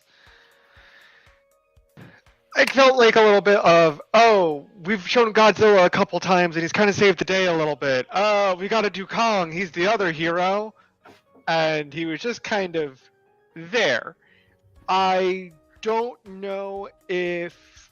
No, I do know. I do know that they were probably aware that in the next movie, it's going to be Kong and Godzilla, and we're kind of going to get into more of these ape-like simian... I almost said mutants. No, monsters that are essentially Godzilla's Mutos that they're like, but no, we're gonna do the Land Before Time thing, and actually, all of the Kongs are alive, and there's family, or Ice Age if you want, where they reveal that there's a bunch more mammoths. A lot of media has done that. If Queen Latifah voices Mothra, I am in hard. Avatar: The Last Airbender, when they're like, sorry, go ahead. I was like, hey, baby, it's me, Mothra. I'm living single. Oh, I would love her as Mothra. And she is a single mother. But When no, Mothra. What did I just say? You were talking about Avatar. Yeah, when they discover that there's all the bison. Oh, there's this secret herd of bison, so now there's bison in the world again. Do we want more Kongs or not?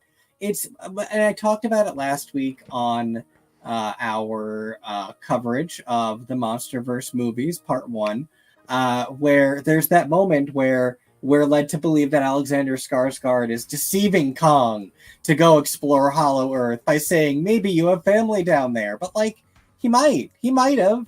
It's clearly a big dimension, and so I'm excited by the possibility of us discovering a probably tangential branch of that species. I think I was really so excited by this ending because there are so many gaps left in so much of the timeline. And when we first see Godzilla versus Kong, which takes place in 2024, there just is a research station on Skull Island, and we don't really have a lot of answers there. So I am excited to see what could have possibly led to that. Now, are we led to believe Apex research facility switched hands to Maya Hansen from Iron Man 3? I guess we'll find out. I can't Well, wait to see King Kong in an extremis suit. and that was Ooh. which is actually a thing, and he has the arm.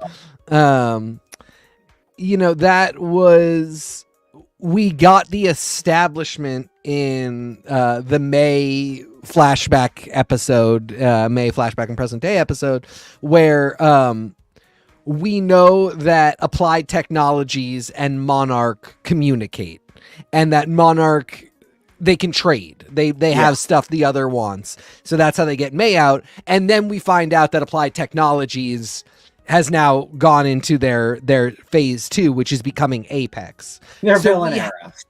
Exactly.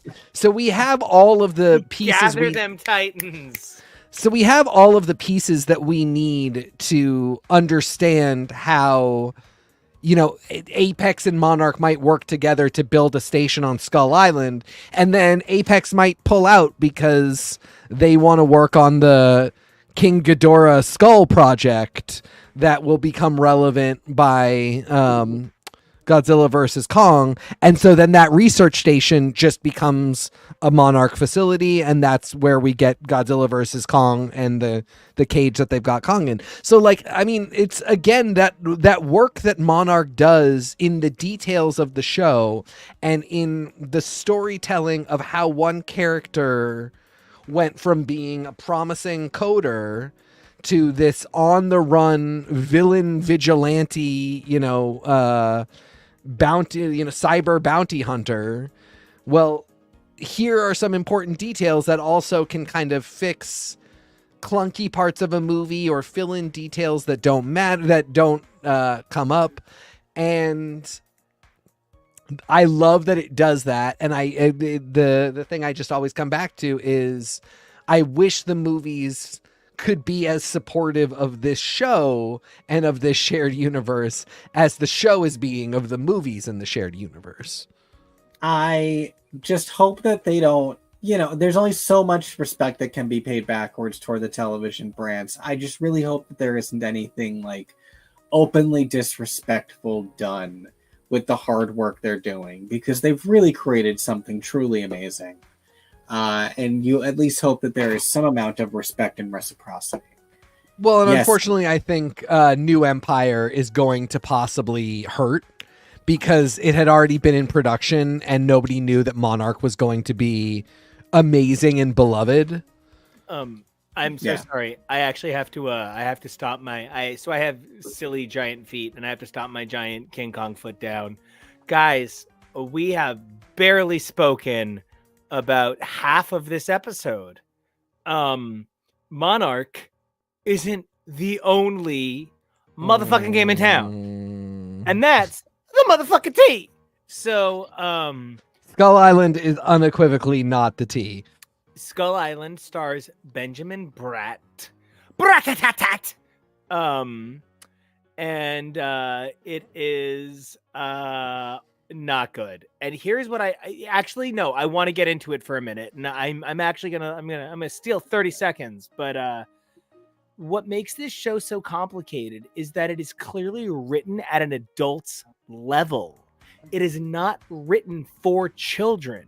Between the things they discuss, the language used, the conceptualization of entire episodes that are not in English but are still meant to indicate major plot elements, the notions of what a person or an animal is. There are so many levels of really adult conversation here that are being treated really unfortunately. It is sort of like they're just trying to do One Tree Hill as One Tree Hill babies and still have like Psycho Derek kidnap Peyton, but as a baby. and it just feels weird. Who from our generation remembers the 1998 primetime summer animated hit Invasion America that aired across several Tuesday primetime nights, and then they spliced down into several more half-hour animated chunks to try and give to children, even though it was very clearly something that was meant for adults. This sort of gives me a lot of that same vibe of, you know, it was probably designed with adults in mind, but you know, with the success of such things as Spy Racers, which we covered over on Cage Club's Too Fast, Too Forever, the success of Jurassic Park Camp, Triassic Camp, whatever that one is, you know, they thought that they could do something that could just kind of, yeah, kids can enjoy this, right? And you could kind of squint through most of it, but it's really at one point when the giant squid throws a whale, which would be an amazing sequence to see in live action. And someone describes that Titan's actions as he's probably just being a dick. That was genuinely the point at which I was like, no, you can no longer convince me that this was appropriate for children. Or you didn't do a good enough job editing and vetting and watching this. You know, I have a vivid memory of, from Hercules the Animated Series, at one point, Zeus uses the term sexy in a way that I was like, this is a kid's show. This is weird. But like sexy, he didn't actually like do anything. It was okay. It wasn't too much. But dick is literally genitalia. It's literally, you can't tell me that this show is appropriate for anyone below the age of 12 anymore. And that's kind of still 13, 14. Kong is played by Wife Swap's very own Peter Green up there. So, like, they didn't shy away from, like, actually trying to make this a visually mature show. Like, I don't think that the characters are drawn in the most sexual way, but the dad, played by Benjamin Bratt, is very clearly designed to be an adult male in a lot of ways. And there are elements to this show that just really feel visually, storytelling wise, script wise, this could not have been for kids. Jonah, I believe you watched most of it with us, TK. I don't know how much you sculled your island up, but guys, talk to me about this brief animated foray into the Monsterverse. Well, I'll say I didn't think it was supposed to be for kids, and I think that's okay. Netflix has a track record of adult-ish anime, and you know, I think that's something that we're seeing be a lot more popular. We have, I mean, I grew up with anime. You know, even, I mean, we would watch Sailor Moon in the early 90s. So like, you know, it's, and I still watch anime today. So the idea that they would make an anime that appeals to a 40-year-old man isn't really a problem for me. It's more that I don't know what this is supposed to give us in a holistic understanding of the Monsterverse. This sort of felt like they said to themselves, well, if this Monarch thing doesn't pan out, we've always got the animated show to fall back on, where it's, you know, it's cheaper to produce monsters and draw them. I don't quite know how they feel about the actual writing and the stories. This does not have the character nuance that Monarch does. I mean, I know I'm making a lot of jokes, but I just want to, you know, suspend the jokes for a second. I agree. This does not have the character depth that we look to Monarch for. But we do get more monsters. We do see more cool stuff, and we kind of expand in a different direction on what's going on. I mean, the dog alone, it's enough for the dog. I cannot believe that he is not a creature from either a Miyazaki film or an 80s DIC animated series, he captures elements of imagination and storytelling that I feel maybe in the way that, Chris Sanders, the creator of Stitch was originally like an actual little monster, and he designed Stitch when he was like 14 years old. This feels as surreal to its animation style as Stitch did for me, and just in terms of what it presents. Which is to me what could be the real strength of this show if it were part of a plan. I just want to remind everyone again real quick, and then I want to make sure to pass the mic to Jonah. Before we got to watching any of this, and I read about this show months back, I thought this was live action. So I thought Dog was live action. I thought this character who has Dog, played by Mae Whitman, I thought all of this was a live action TV show that we had just missed a few months back. So when we discovered that this was animated and I saw all of this, it's not that I'm disappointed, but I now do wonder what this show would have been if it had been actually live action as I had somehow feverishly imagined in my head. Jonah, I do want to get your take on this show because we're all anime people. We're all animated series people, but I feel like at least of the group of us here, you're maybe a little bit more willing to be like, no, it's for little kids, but get away from me. I'm going to watch it. So how did you feel about Skull Island? I didn't feel a lot about it. It's unfortunate. So animation, I think, would be a great way to help run out the series. There's a lot more you can do in animation.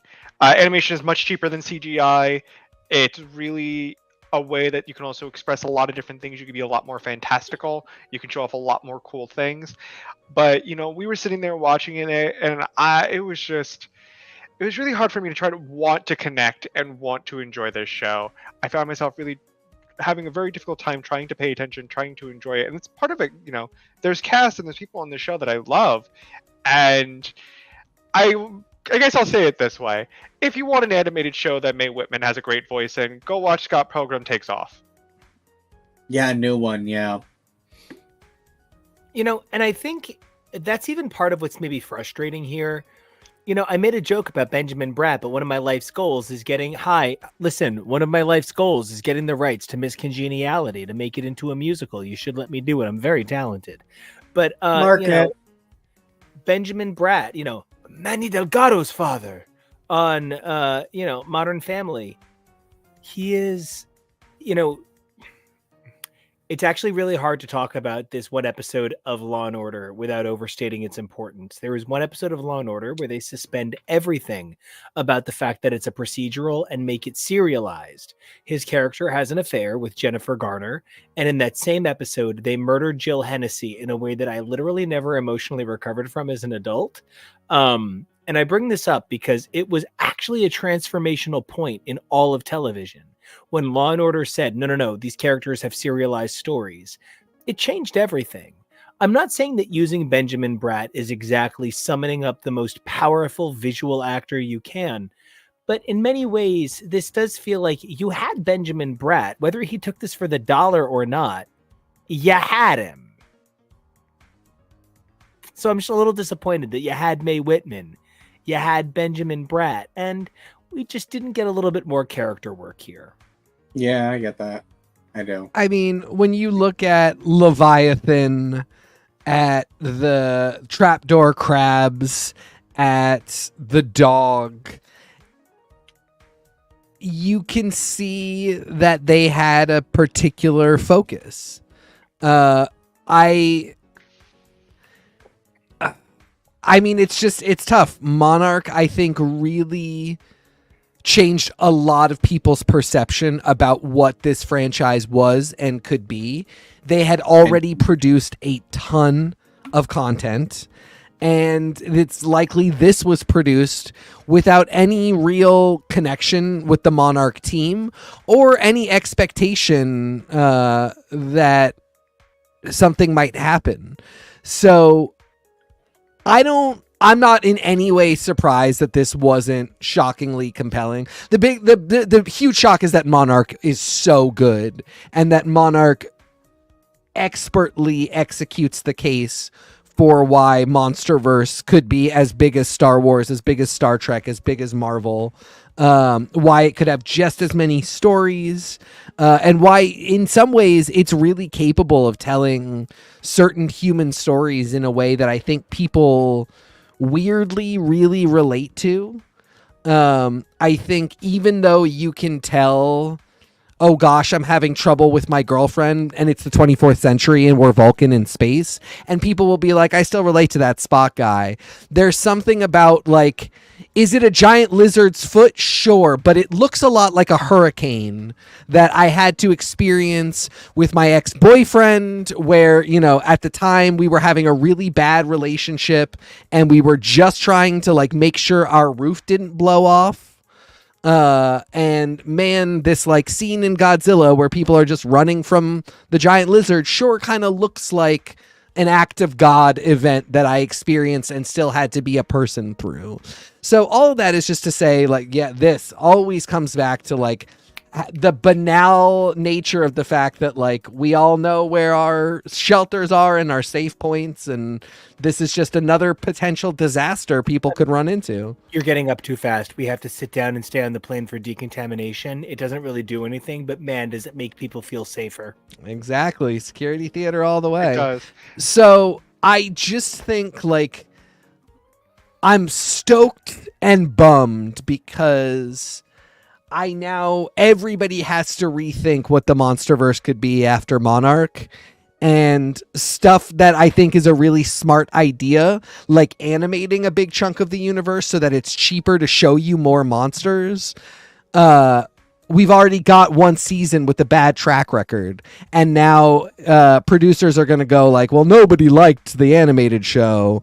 But I actually think if you had a Kevin Feige or a Dave Filoni that was pulling together all the elements of the Monsterverse and really directing things, animation could be a hugely important part of what makes this whole thing so successful. I will also say, I think part of where Skull Island kind of falters a little is you look at Monarch and you go, okay, what if half the show was the creation of Monarch, as well as half the show being the fallout of these characters who are related to the creation of Monarch and what that means for them in their terms of their legacy of monsters.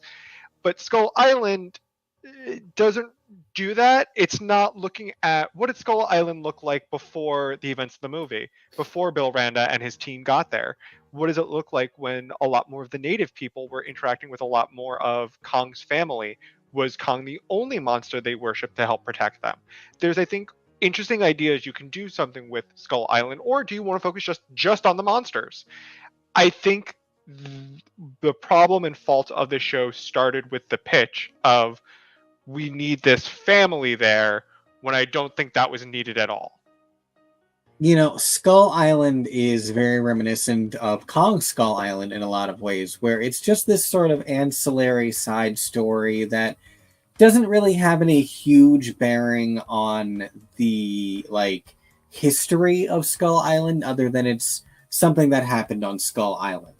And, you know, TK, I really loved your comparison specifically of this franchise to Star Wars as something that can tell stories like that, but then you also need to sort of acknowledge for your own audience's sake what level of significance these stories are. And it's why I love that Marvel has introduced signature stories, and they openly acknowledge signature stories definitely are canon, but they're not going to be as important as, you know, say an Avengers level threat.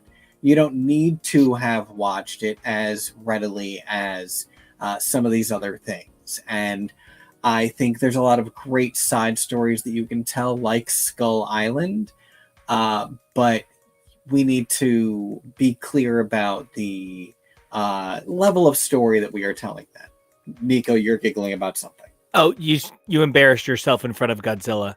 So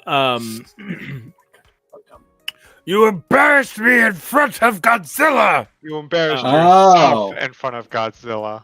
I know you were doing Fisk. I thought you were doing Holt. I was doing Fisk into Holt. So Fascinating. it's an incredible double power barrel. But R.I.P.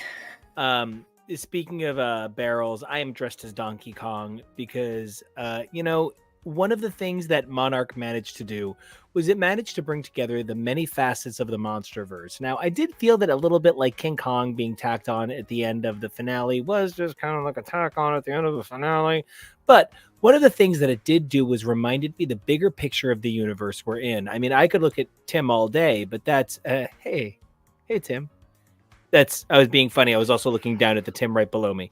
But Nobody knows my real name. It's I mean- TK. I He's mean, messing with you. He's messing with you. Keep Thomas. Hello, Thomas. going. We've said it so many times. Keep going. I was being silly. Okay, good. But one of the things that I think that this show really managed to do was it managed to bring together the many different monsters of the Monsterverse while still infusing more humanity into each episode than I feel like each film had altogether. I find myself a little bit at odds with the idea that we're going to have to wait for a season 2, but the thing that I'm sure of is as long as the Monsterverse keeps producing films, there's going to keep being a need to develop these sorts of background ideas that they can expand on for the TV shows. I'm personally really excited about the prospect of a season 2 focusing a little bit more on Skull Island and seeing what this incredible cast of creators and actors can do with what I think has been perhaps the most misused cool idea. I'm not trying to say that I miss the 1940s when everything was, yes, have you imagined the exotic? No, yes, let's go to the exotic. But there is something very cool about celebrating unique animal life, unique plant life. And if something is going to take the time to do it in a respectful, thoughtful, and considered manner, I would expect it to be Monarch, and it would be very cool to see that sort of 1940s sense of exploration explored here in a season 2. So I'm nervous. I'm nervous that it's this, but if anybody can do this in a way that doesn't make me nervous, I'm sure it's the team from Monarch. So I'm pretty excited. Kevy, how about you? For me, the thing that I loved the most about Monarch is seeing the ways they fill in story concepts that are set out by these Titan tentpole movies. And I love the fact that they did use this Axis Mundi thing to pull them through time, but they didn't pull them further in time beyond King of Monsters. We can perhaps give our characters a bit of time to acclimate to the modern world before Godzilla faced Kinky Dora in the timeline.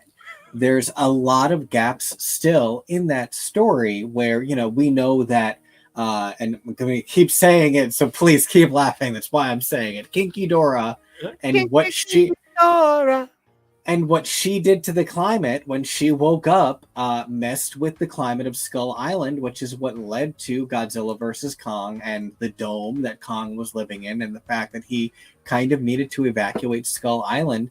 There's still this whole breadth of 2017 to 2024 where we can see maybe we'll see what was going on with Kong on Skull Island during Godzilla King of Monsters.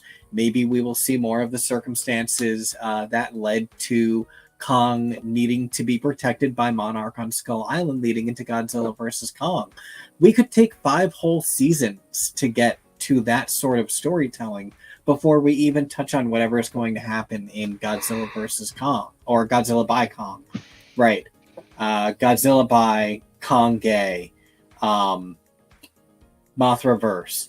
And the thing about this world and these the thing about this world and these stories, and Monarch specifically being a reaction to so much of this, is all of humanity could be wiped out in Godzilla by Kong. You can tell stories like that in Titan worlds, and you can tell a really amazing story that comes after that about what's left of humanity living among the Titans. Who knows what they're going to do? It doesn't invalidate the fact that the history of this world now happened, and there's these stories that we can tell about what led there. And I think that's really cool. I feel like the most powerful episode this season was seeing Kate's G-Day experience and seeing the number of extras in that episode to make you think about the number of people that were affected and displaced and probably killed by this attack. I want to see more of those stories. So that's my hope for the future. Jonah, I am so excited to, continue covering this incredible program with you and many of our other programs. Tomorrow night, we're definitely going to see your shining face again here on this show. But until we see the Monsterverse again, what are your hopes for the future? Where can everybody find you on the interwebs? And, what is your favorite monster? Monsterverse to Electric Boogaloo. The answer is Mothra. Mothra is the mother I've Mother, never had. Mother. She's a queen. She would win Drag Race. Did you hear She that, would Lydia? win- He didn't have a mom. He didn't No, have she's a the mother Mothra. Didn't have. I already have a mom. It's the mother I didn't have, but also deserved. I just love Mothra. She's perfection. And you can find what do I really hope for? Honestly, I like cool fights. Give me a cool monster fight. That's really all you need to do to have it be a successful movie in my eyes, if that's the genre you're going for. And if you want to hear more of my thoughts anywhere, you can follow me on my socials at Peak Jonah. That's PEAK. Well, we can't wait to have you back. And Oh. so you told us your hopes for the future. Where can everybody find you? You can find me on the socials over at Kevoreally, KEVOREALLY, and you can find me on our channel doing what we do. Tomorrow night, we'll be discussing part 2 of the Drag Race premiere. I'm super stoked about that. Teak, what are your final thoughts? What are your final hopes? Where can everybody find you ranting about all this bullcrap on the interwebs? What have you got to say before we sign off until tomorrow? As we first, always bless do. you, Nico. Two, Always bless you, Nico. Sneezy boy. I think my biggest hope for the Monsterverse as a whole is maybe we make Matt Fraction the Kevin Feige, the Dave Filoni, the James Gunn of the Monsterverse. I think it needs that person. I think maybe if it's not Matt Fraction, which I think it can and should be, I think he's got the chops and the experience. But I really like that it is somebody from comics, from insane serial storytelling that like sometimes give you blockbuster moments that are just enormous but so stupid, and sometimes give you a run of 12 issues that are just the most heart-wrenching literary beautiful stories, but they're both kind of about a guy who has the power to punch things super hard. So, I feel like that's the right type of mindset to be the universe runner for the Monsterverse. So I think my hope is Matt Fraction gets the job and maybe gets to exert some control over the bigger picture, that people really have to sing for their supper a little bit when they make these movies. I'd love to see bigger names attached to it. She says she wants to sell out, and I'm rooting for her. Give Greta Gerwig the Mothra movie, man. Trust me, it'll be the best thing we've ever seen. She's too busy making Narnia. I know, but further proof. She's got the chops. She's ready to go. Some of these people work so hard, and they make so many movies. So if anyone could do it for any property, I feel like this is the type of person that would make it work for a Mothra movie. I think that one was just off the top of my head, but I think Greta Gerwig Mothra movie I think is the one. Long and short, my last hope is that they diversify. This is the same thing I say about Drag Race. Make a broader range of products. I would love to see Planet Earth, but it's Hollow Earth, and it is just a documentary crew doing, showing us all of the monsters. And I'd love to see like a Better Off Ted-esque Apex show. Maybe not that level of funny, but like what it takes to be in the trenches developing the products that are keeping people alive.